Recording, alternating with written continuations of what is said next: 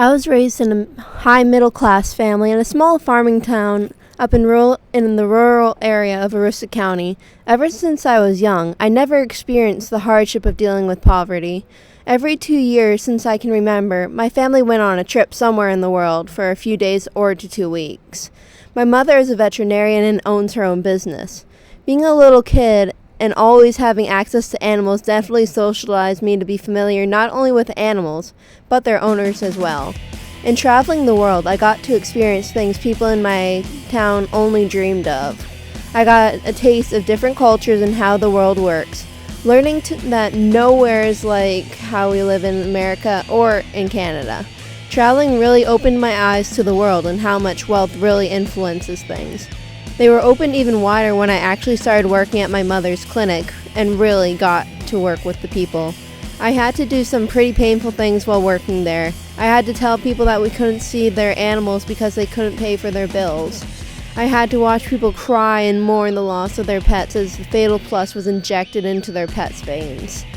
It was the most heartbreaking thing I ever had to experience. Most people thought I did not deserve my job because my mother was my boss.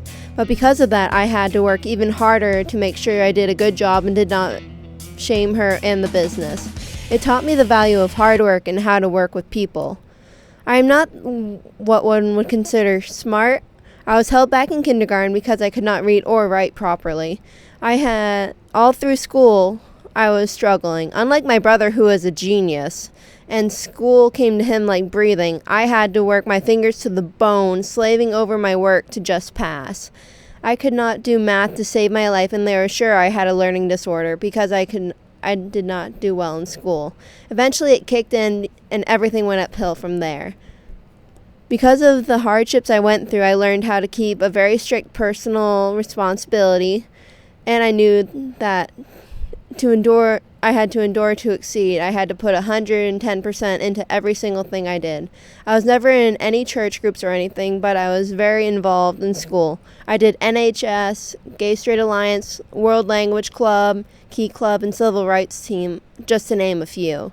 Being the state vice president of National Honor Society really taught me how much pressure was on each member of a group to pull their own weight and to make sure, for example, that our convention went off without a hitch, or it would all tumble down like a house of cards. I feel my lenses could be muddied by hatred or hurt, for my emotions play a key role in my life. I suffer from borderline personality disorder and bipolar disorder, so I feel things extremely and tend to act rashly when hurt or upset. That has been and might always will be my downfall.